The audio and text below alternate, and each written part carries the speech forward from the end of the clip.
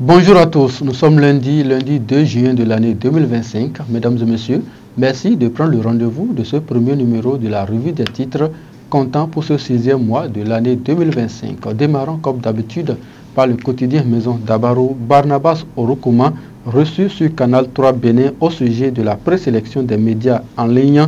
Nous sommes très satisfaits, nous avons été l'objet de critiques à cause de notre position quand les médias avaient été suspendu. Retrouvez l'intégralité de son entretien sur Canal 3 Bénin à la page 2 du numéro de ce jour. Le Grand Regard nous donne à lire ce matin: lutte contre le petit banditisme au Bénin, la police républicaine face au défi d'une société en mutation.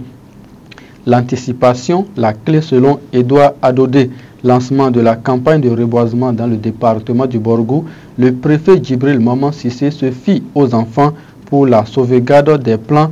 Mise en terre du Coin Info ce matin, Bénin en moins de 24 heures, la route nationale inter-État numéro 2 fait plusieurs morts à Dassazoumé et à Tchaoro. Certificat d'études primaires CEP session de juin 2025, 271 890 candidats composent dès ce lundi, peut-on lire à la page 10 du quotidien du Coin Info qui cède sa place au journal Le Béninois Libéré.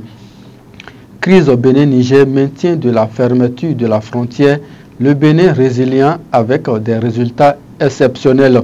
Infrastructure et cadre de vie au Bénin, le ministre conseiller Jacques Ayadi fait le point. Demain, nous informe le quotidien de Aboubakar Takou. La guérite d'eau à Porto Novo, une église à la base de l'inondation de plusieurs maisons. Construction d'une gare routière à Ouiho 2, nous sommes à Cotonou. Luc Setonji à Trokpo. Échange avec les présumés propriétaires et les acquéreurs de parcelles, nous informe le quotidien de Chamsdine Badarou. Bénin intelligent, énergie électrique SB2E, la fraude devient un fléau national.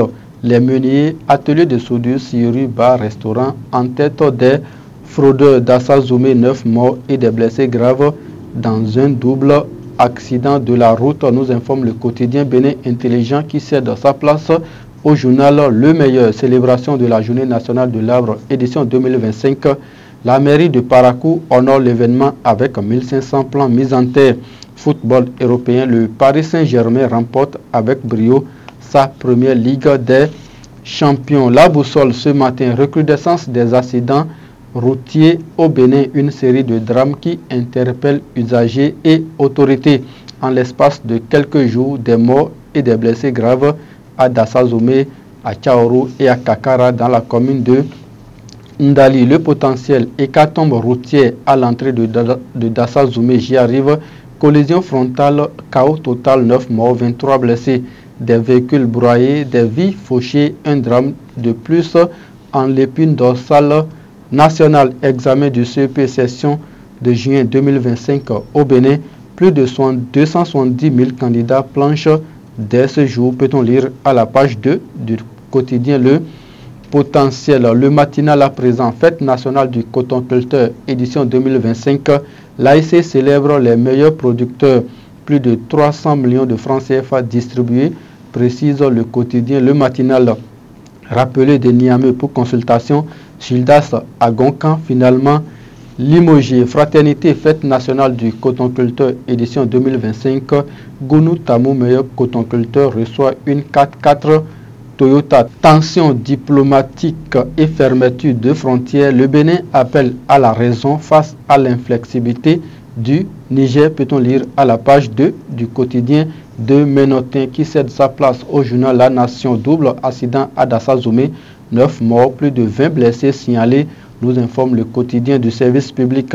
Séminaire gouvernemental tripartite, une dynamique collective pour l'efficacité du Conseil économique et social. Matin libre à présent, FNC édition 2025, l'AIC célèbre les meilleurs cotonculteurs. 41e journée nationale de l'arbre 2025, plus de 1500 plants mis en terre à Parakou. Et on revient sur les autres titres du quotidien d'Abaro. À présent, formation en économie générationnelle et politique publique.